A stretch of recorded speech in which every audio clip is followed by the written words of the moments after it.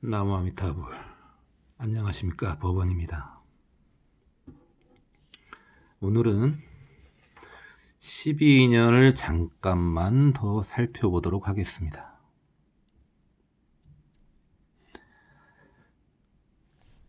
십이인연에서 무명행, 여기까지는 과거의 행위입니다. 식, 명색, 유깁, 촉수는 현재 일어나는 일입니다. 애치, 유도 현재 일어나는 일입니다. 생노사는 미래에 일어나는 일입니다.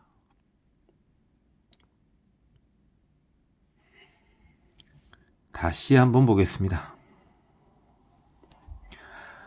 무명과 행을 과거의 두 가지 원인으로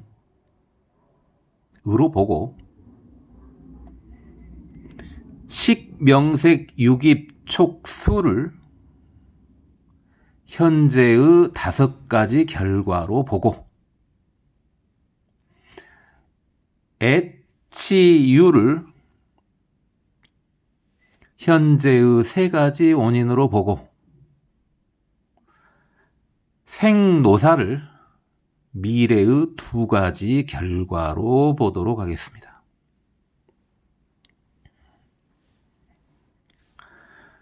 다시 말씀드리겠습니다. 무명과 행은 과거 이인이고 2가지 원인이고 식, 명색, 유깁, 촉수는 현재의 5가이고 5가지 결과이고. 왜 수에서 끊었냐면은 수까지는 방법이 없습니다. 인간이 지금 살아있는 동안 수까지는 차단할 방법이 없습니다. 어쩔 수 없이 현재 받아들여야 합니다. 그런데 애치유는 현재 조절할 수 있는 겁니다. 그래서 애치유를 현재 3인 3가지 원인으로 봅니다. 그리고 생노사는 노사생 이래도 되죠. 노사생은 미래에 일어나는 결과이니까 미래 2과로 봅니다. 그래서 무명행 과거 2인, 식, 명색, 유깁, 촉수 현재 5과, 애치유 현재 3인, 생노사 미래 2과. 그럼 지금 현재 과거, 현재, 미래가 전부 들어있습니다. 불교에서는 과거, 현재, 미래를 3세라고 합니다. 자, 그 다음에 무명행하고 식, 명색, 유깁, 촉수하고 연결돼 있죠. 그 다음에 애치유하고 생노사가 연결돼 있죠.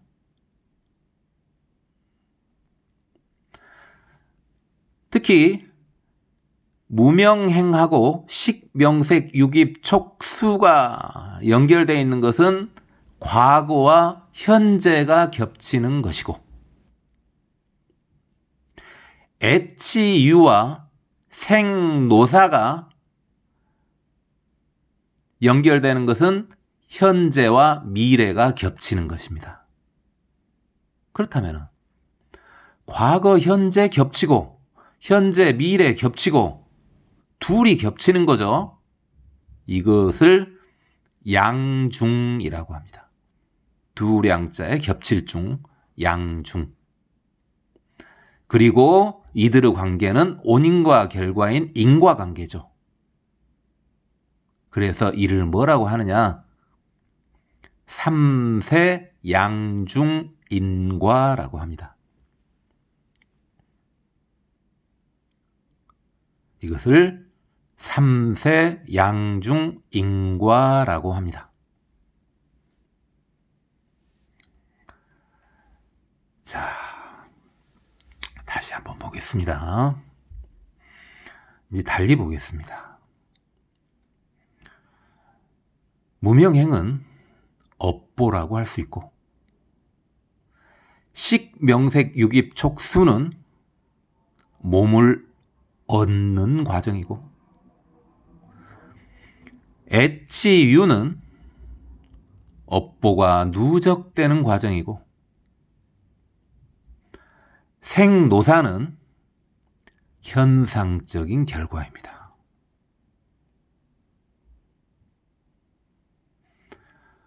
다르게 보겠습니다. 무명행은 부처임을 망각한 것이고, 식명색유깁촉수는 이 세상에 태어난 것이고, 애치유는 본인이 부처임을 놓친 것이고, 생노사는 다음 생을 받는 것입니다. 연결해서 말씀드리면 부처임을 망각해서 이 세상에 태어나고 부처임을 놓쳐서 다음 생을 받는다는 말씀입니다. 12인연의 핵심은 바로 무명입니다. 모두가 부처임을 망각한 것. 그래서 이것을 타파하는 것이 12인연의 핵심입니다.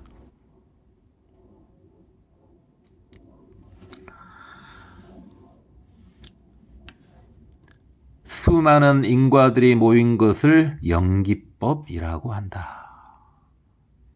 이렇게 원인과 결과가 모이는 것을 연기법이라고 합니다.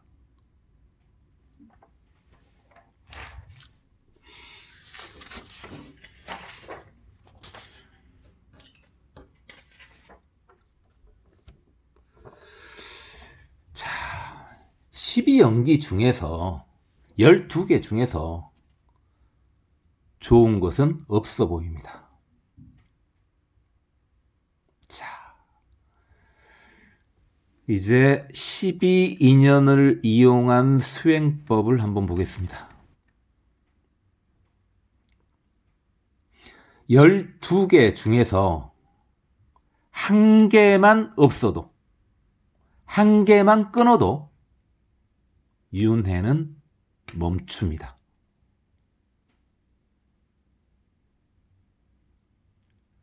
그런데 생각해 보면은 어렵습니다. 하세월입니다.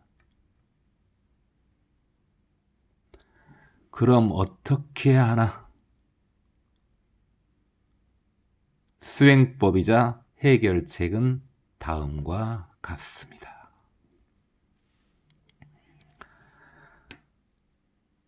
모두가 다 부처님이다. 모두가 다 부처님이다. 에서 나온 것을 진여연기라고 합니다. 이 진여연기를 통하면 무명을 끊어 부처가 될 수 있습니다.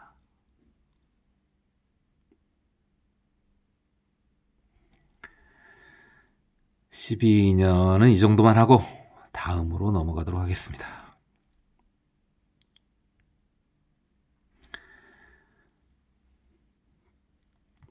깨달음을 상락아정을 갖춘 완전한 행복으로 보자. 이 깨달음이 머리로 이해되는 것을 해요라고 하고, 진정 깨달은 것을 증오라고 한다.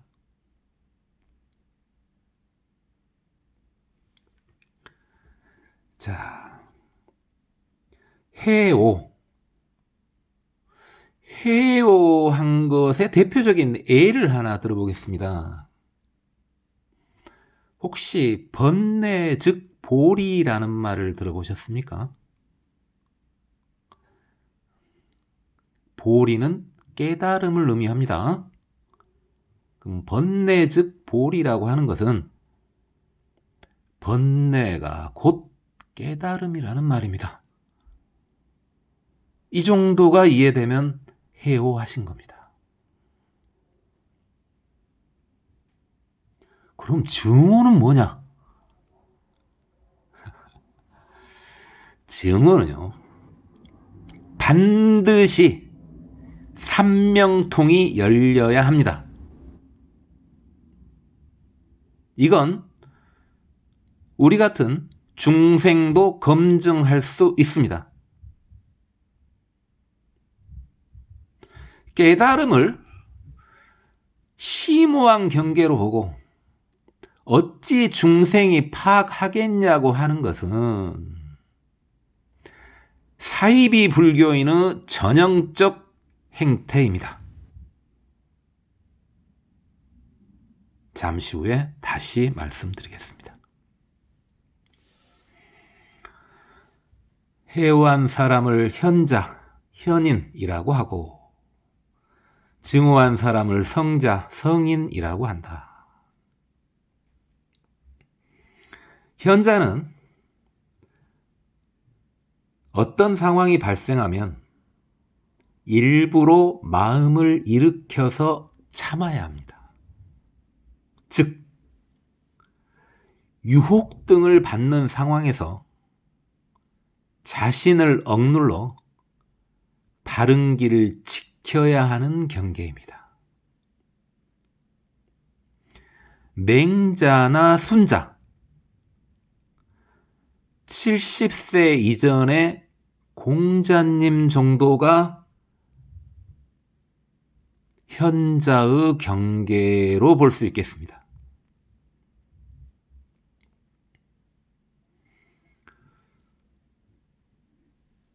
성자는 공자님 70 이후나 공자님이 70을 말씀하시기를 몸이 행하는 것이 바로 우주법도 그대로인 경지가 되었다 라고 말씀하셨습니다. 그 외에 기독교의 예수님이나 이슬람교의 무하마드, 이슬람을 회교라고도 하고 무하마드를 마호메트라고도 했었죠. 그 다음에 우리의 원효대사 등이 성인으로 알려져 있습니다.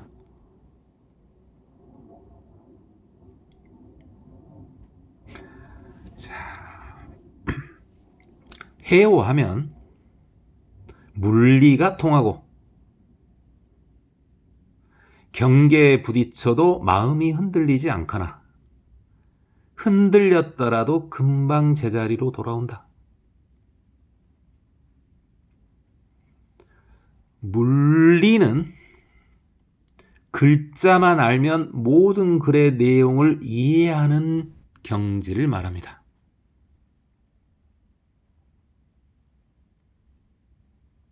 이건 현재로 따지면 인문학 이야기만 하는 건 아닙니다.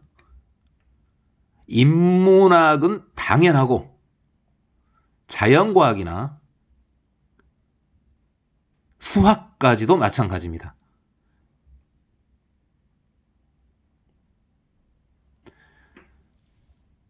현재 우리가 접할 수 있는 어려운 수학 문제는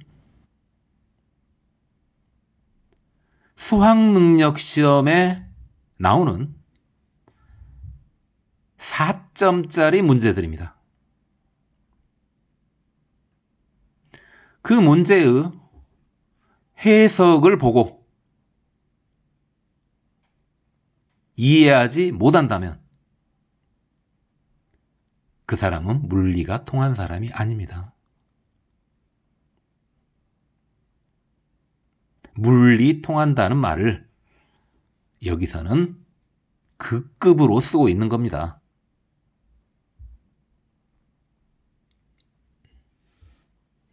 계속 보겠습니다. 마음을 흔드는 경계 중 하나가 번뇌 팔풍이다. 번뇌의 8가지 바람. 번뇌 팔풍은 이세회의 칭기고락. 자, 이는 물질을 얻거나 건강을 얻거나 하는 것을 말하고, 쇠는 물질을 잃거나 병을 얻거나 또는 멸망하거나 는 것을 말합니다. 회는 누가 나를 폄훼하는 것이고, 애는 누가 나를 애찬하고 숭배하는 것이고, 칭은 칭찬, 기는 기만하는 것, 고는 괴로운 것, 락은 즐거운 것을 말합니다. 이세회의 칭기고락에도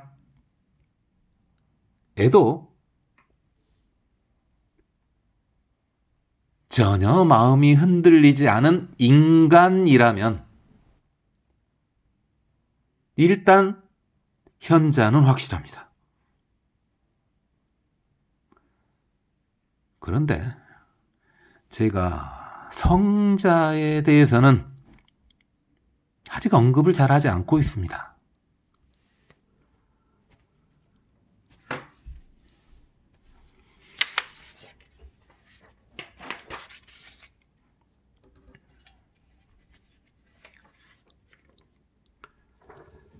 자, 계속 보겠습니다. 마음이 흔들리지 않은 것을 비유한 것이 명경지수. 고요한 물은 맑은 거울과 같아서 만물을 비춘다. 이제 성자에 대해서 언급을 하겠습니다. 깨달은 사람에 대해서 언급하겠습니다. 증오하면, 성자가 되면, 깨달으면 삼명이 열린다. 필수 조건입니다. 숙명명, 천한명, 누진명을 삼명이라고 합니다.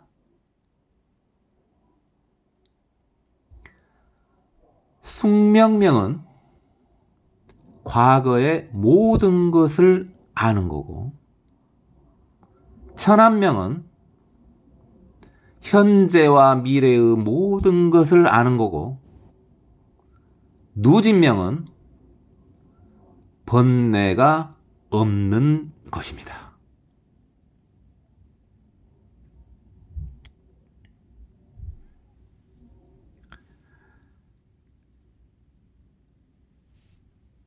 수준 차이가 조금은 있겠습니다마는 숙명명을 단순히 자신의 전생을 어렴풋이 아는 것을 숙명명이라고 하면은 틀린 말은 아니지만 성자가 되어가는 숙명명은 아닙니다. 천한명을 단순히 뭐가 보인다, 망원경처럼 이런 식으로 받아들이면 곤란합니다. 그것도 틀린 말은 아닌데 그 정도가 성자의 경계가 될 수는 없습니다. 여기서 숙명명하고 천한명은 외도도 가능합니다. 불교에서는 돛 닦는 사람은 맞는데 정법을 닫는 사람은 아닐 때 그들을 외도라고 합니다. 바깥 외자에 도도자죠. 외도도 숙명명과 천한명은 열립니다. 그런데 누진명은 불교에서만 얻을 수 있습니다. 삼법인을 갖춘 불교를 통해서만 얻을 수 있습니다.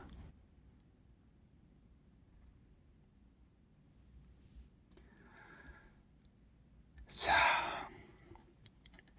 제가 진짜 깨달은 자인지 가짜로 깨달은 자인지 착각하고 있는 자인지 확인할 수 있는 쉬운 방법을 가르쳐 드리겠습니다.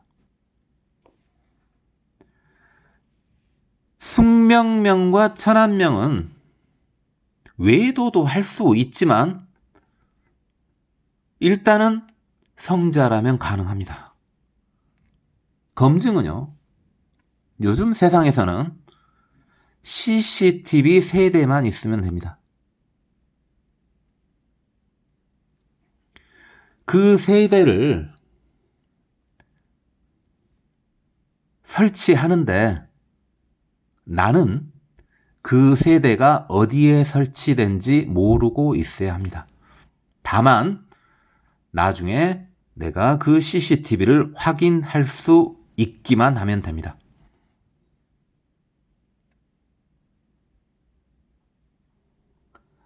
자, 그러고 난 다음에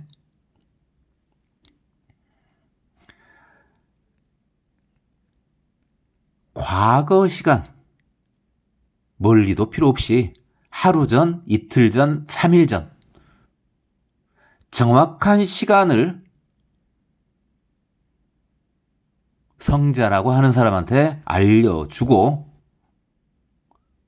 그 시간대 CCTV에 무엇이 잡혔는지 물어보면 됩니다. 이게 숙명명이 열렸는가 확인하는 방법입니다.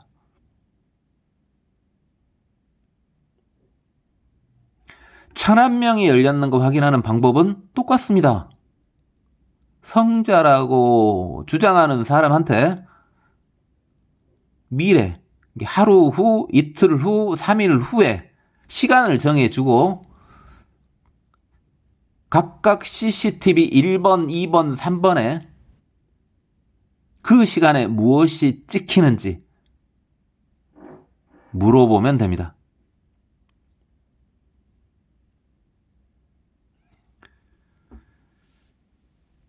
일주일도 안 겁니다.